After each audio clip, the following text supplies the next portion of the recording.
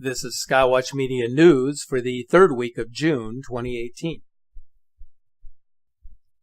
An extremely bright daylight fireball exploded over western Russia during the early morning hours of June 21st. The bolide was seen from a number of Russian cities where a sonic boom was heard and reported by residents across several communities. Fragments of the meteor explosion may have hit the ground. The time-lapse video shows the disintegration of the meteor in the atmosphere as recorded by visual satellite. The fireball explosion is being reported as one of the biggest atmospheric events of 2018.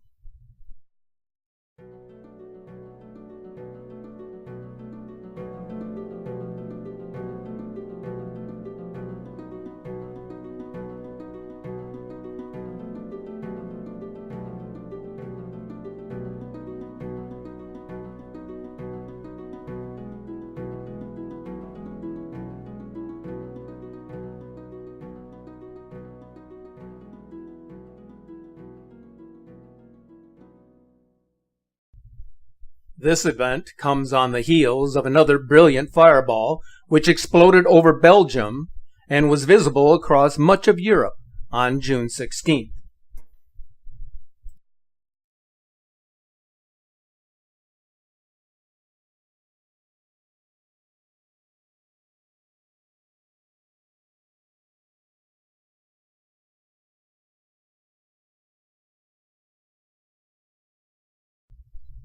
The number of fireballs and meteors entering the atmosphere has increased exponentially since the year 2011, and this year is on track to match or exceed the numbers reported in 2017.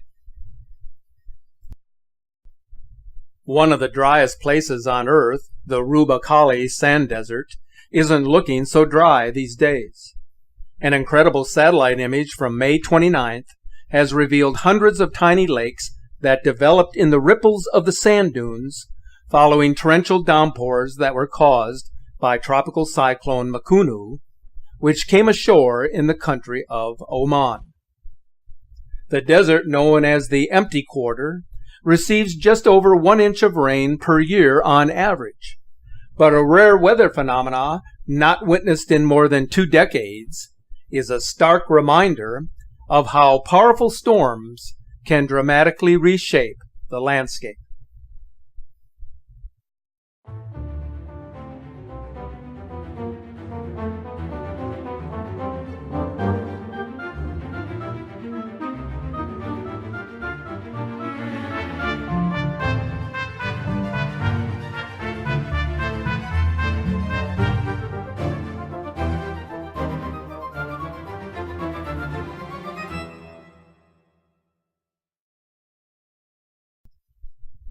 Not so long ago, geologists and emergency management officials were telling residents of the Pacific Northwest to make necessary preparations for an impending megathrust earthquake in the Cascadia subduction zone.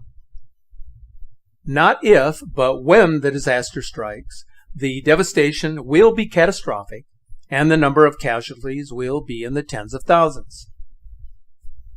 The earthquake will occur as the plates from the subduction zone slip where one plate will slide under another.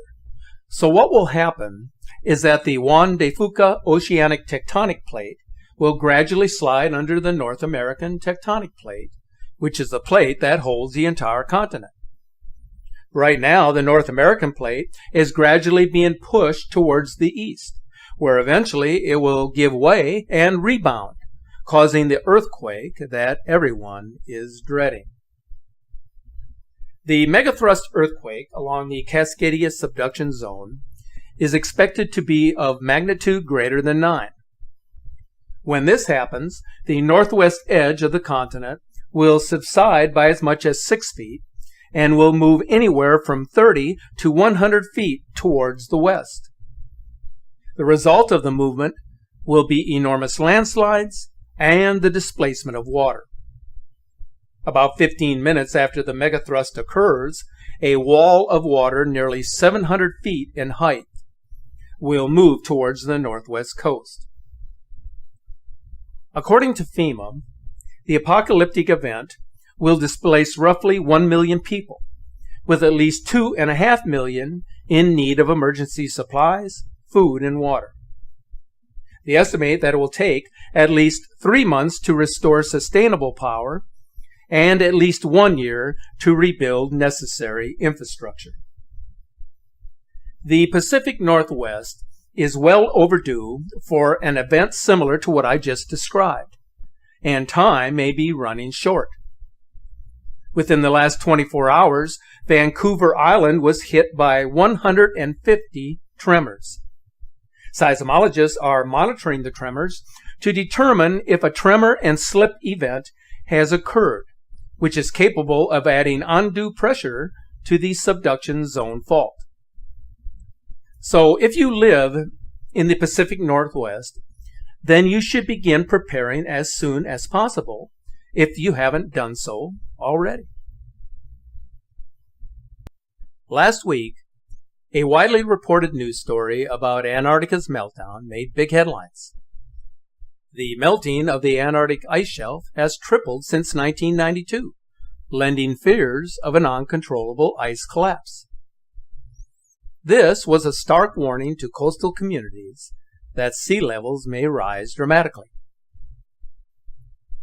I covered the story in great detail in a video published on June 15th because I realized that changes are happening on the Antarctic continent, and it's imperative that the facts be presented, even if the facts are regarded as unwelcome news, especially by bloggers who refute the science. The events taking place at the South Pole describe the very essence of the devastating effects of a climate that is changing.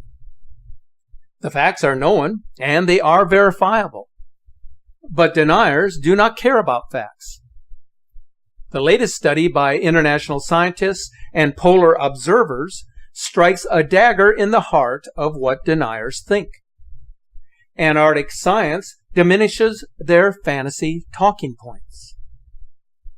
They claim in their alternate reality that the ice is doing just fine, despite decades of technological data and observational analysis that establishes a factual basis for the enormous extent of the ice melt. When the story first broke on June 13th, the deniers couldn't wait to get out their talking points. A site called What's Up With That posted several controversial reports on the latest study out of Antarctica. The report that was made public through the Nature Journal, which happens to be one of the most top-rated academic publications on the planet.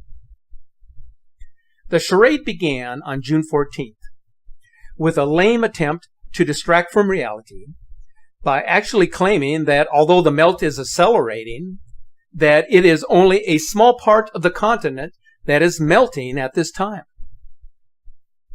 This argument is disingenuous because it relies on one individual's interpretation of the actual size of the ice melt in Antarctica, rather than the severity of the breakdown that is continuously developing there, and the actual extent of the ice melt. In a separate report, also dated June 14th, they tried to establish that the East Antarctic ice sheet has historically survived conditions that were 2 to 3 degrees warmer than what they are today. Well, those are certainly reassuring words, but this is a claim that contradicts what is actually being reported from Antarctica. The fact that the ice sheets are already melting at 1 degree of warming, never mind 2 or 3 degrees of warming that is said to have occurred during the Pliocene era. If that report wasn't misleading enough, the folks at What's Up With That decided to give their argument another shot. This time they proposed a theory suggested by a guy named David Middleton.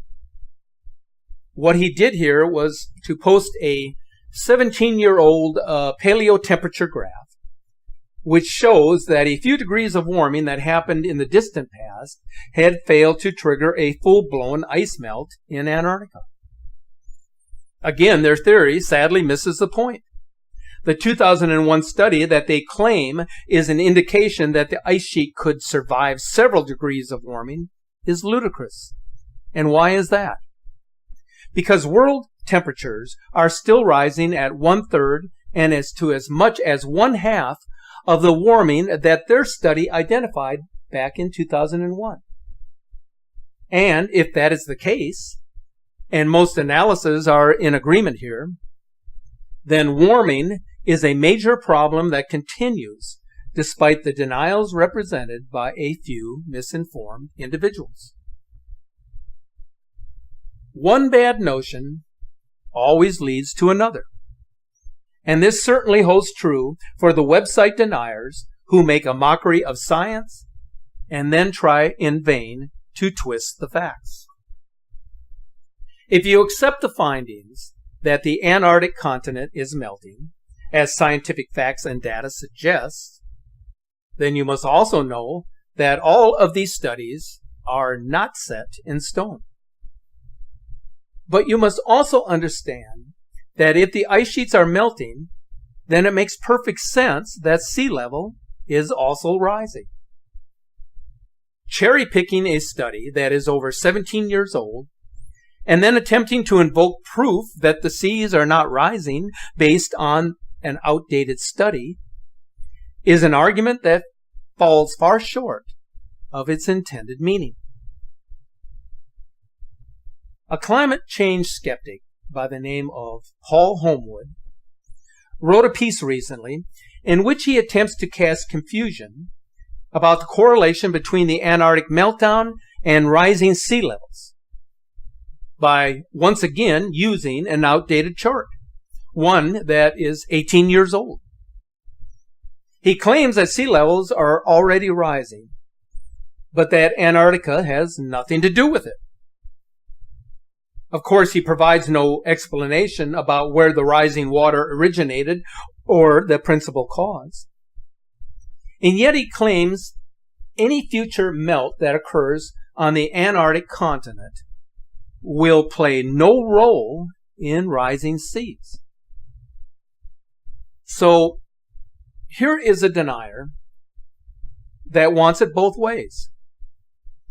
According to his statement, the sea is rising, but implies that it has nothing to do with the Antarctic meltdown.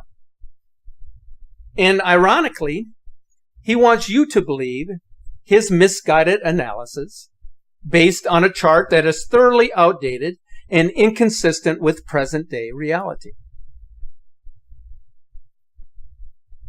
Similar statements coming from deniers like Paul Homewood make absolutely no sense.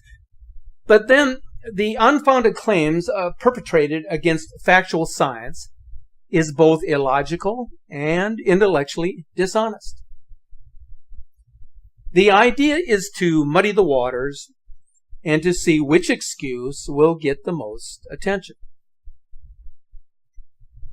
There's a blogger out of Australia, goes by the name of Joe Nova, who claims that the Antarctic melt has nothing to do with a warming climate because there are volcanoes under the Antarctic ice. Well, yes, there are volcanoes on the continent and below the continent, but they have been around for a long time. Last I checked, there is no conclusive evidence that volcanoes are the primary enabler of ice melt when compared to atmospheric warming, which undoubtedly results in ice melt and ultimately the warming of ocean currents. Despite all of the various arguments by deniers to explain that the recent news out of Antarctica isn't that bad, the actual facts speak volumes. If you carefully examine the underlying message of science deniers, which carries a false narrative, you will begin to understand how non-persuasive their arguments are and how incoherent their claims have become to the vast majority of people who, despite certain systematic flaws, are still practicing faith in science. Thanks for watching, folks, and remember to keep looking to the sky.